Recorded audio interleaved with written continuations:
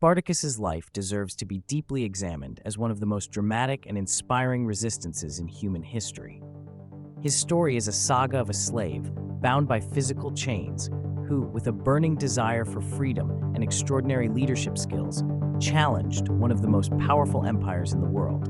This long struggle reveals not only the grandeur and harshness of Rome, but also the resilience, courage, and unshakable belief in justice of the human spirit.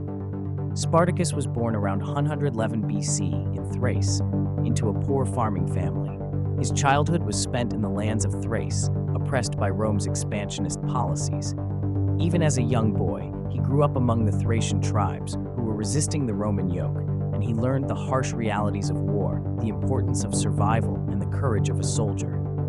For the Romans, he could have been just an ordinary slave, but Spartacus always had the soul of a warrior. What set him apart from the other slaves was not only his physical strength, but also his deep passion for freedom. When Thrace was invaded by Rome, Spartacus was forced to join the Roman army. He showed great bravery on the battlefield, but his hatred for Rome grew stronger. Many times he defied the ruthless orders of Roman commanders, proving that he was not just a war machine, but a person with dignity. This rebellious spirit made him a threat in Rome's eyes. He was charged with insubordination and treason, then sold into slavery. From that moment, a new life began for Spartacus. He was no longer a Roman soldier, but a slave, sent to a school in Capua to be trained as a gladiator. The gladiator school in Capua was the most brutal center of Rome's savage entertainments, fed by blood and death.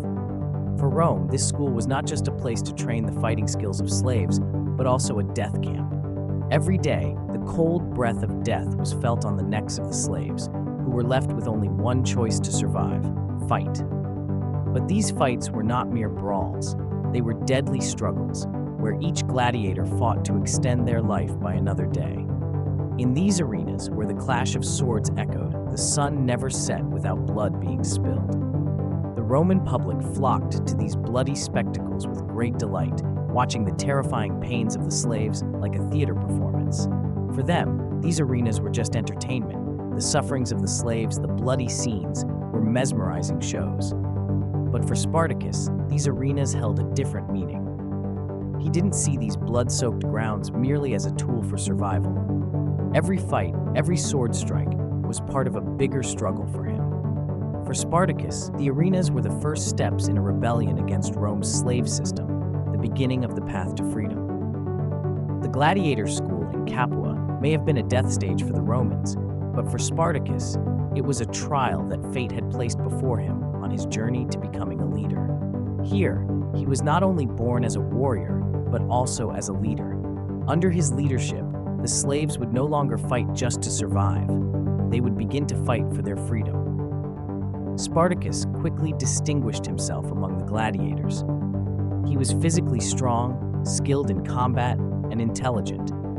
But what truly set him apart were the strong bonds he formed with the other slaves. He was deeply respected among the other gladiators. The slaves began to realize that they did not have to surrender to the harshness of life. Under Spartacus's leadership, they could rise up against Rome. His charismatic leadership became the foundation of the escape plan. Along with a group of gladiators, he began to plan a great rebellion against Rome. He carefully calculated every detail for the escape, waited for the right moment, and acted at the perfect time. In 73 BC, the spark that would shake the foundations of Roman history was lit. Spartacus and about 70 gladiators escaped from the gladiator school in Capua, breaking their chains and taking their first bold steps toward freedom. This escape was much more than just a rebellion. It was the beginning of a great uprising that would challenge the power and slave system of the Roman Empire.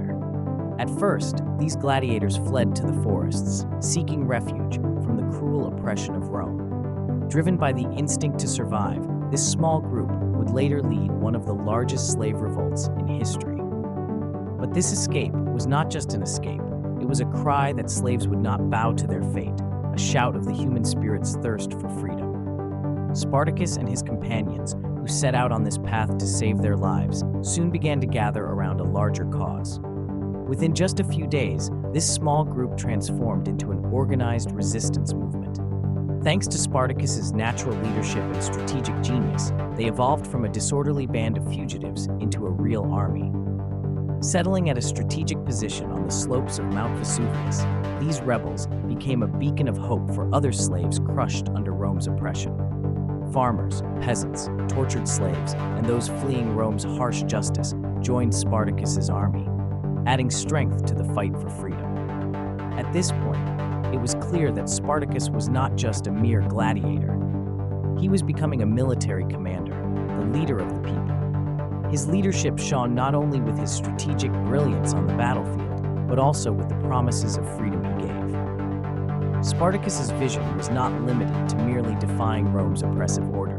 He dreamed of freeing the slaves and the oppressed from the iron fist of the Roman Empire and leading them to true freedom. As Spartacus's revolt grew, it became a real threat to Rome. Initially, Rome underestimated this rebellion. The wealthy aristocrats and the Roman Senate believed that a few escaped slaves could not pose a threat to the empire. But Spartacus's victories shook Rome. The small forces sent by Rome were defeated by Spartacus's army.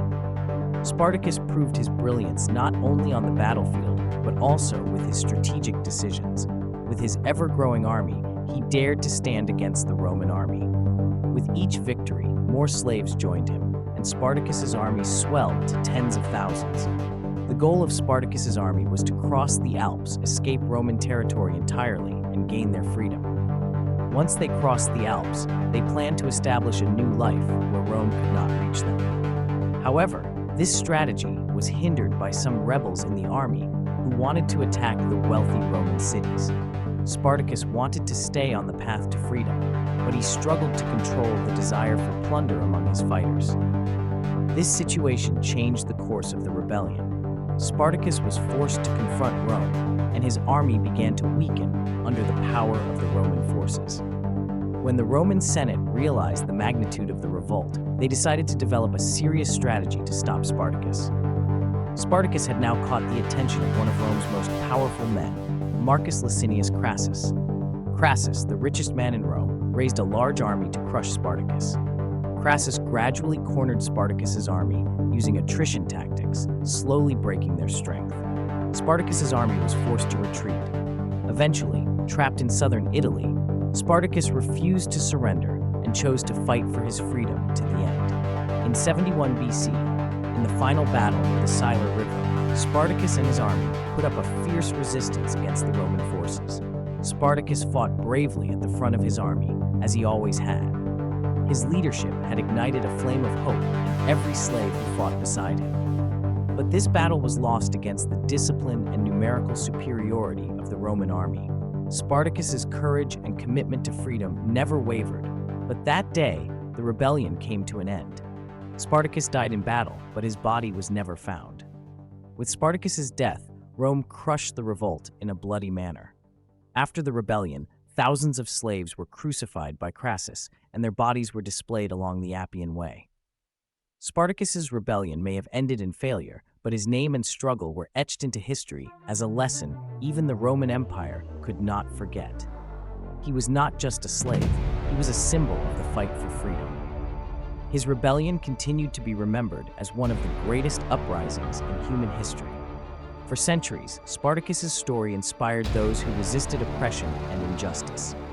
This hero, who did not bow to the power of Rome, showed the world how valuable human dignity is and that freedom cannot be limited by any power. Spartacus left an indelible mark on the pages of history. He was not just a gladiator, but the embodiment of courage, leadership, and a passion for freedom. His struggle was a heartfelt rebellion against the dark chains of slavery, and a testament that the human spirit will never surrender.